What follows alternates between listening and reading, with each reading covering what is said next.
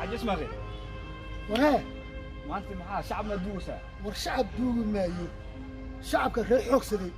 مر هore ba dhinteen ba haye ma xasuustaa berigii Sheekh Shariif uu qabsanayay maxkamadaha Muqdisho qabsanayay si fiican ha xamar nabad ma ahayd si fiican said nabada dollarka Soomaaliya la marmay ha si fiican markii Itoobiya ay qabsatay xamar oo Sheekh Shariif meel ka soo baxay shacabkii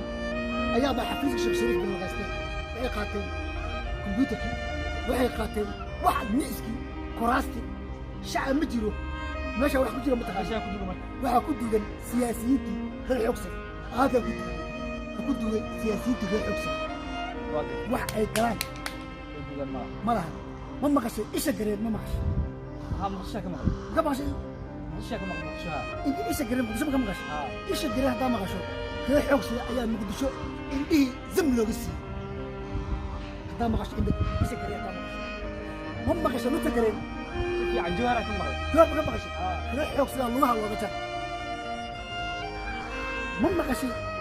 qoorta gareed ها مصمرات عطى مغرب مسلمان ka maqashay qoorta gareed في عاد reer xoogsan siyaasiyiintoodii ayaa qoorta laga wada gooyay marka way dhinteen halkaana ku duugay halkaas ku jira sababtoo ah iyagoo meeyda iyagaas ku jira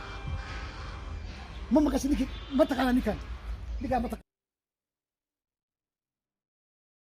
Abdullah Bilwan wax walba u sheegay reer xoogsan oo la hadlay siyaasiyiintooda oo la hadlay wuxuu yiri warhaadaha jooga war siyaasadda barta way ka diideen laakiin al-ultimo reer xoogsan siyaasiyiintoodii dhuusa mareeba horta gareen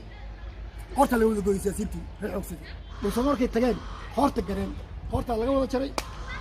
waa wada dhinteen siyaasiyiinta reer xoogsan intaa ku diiday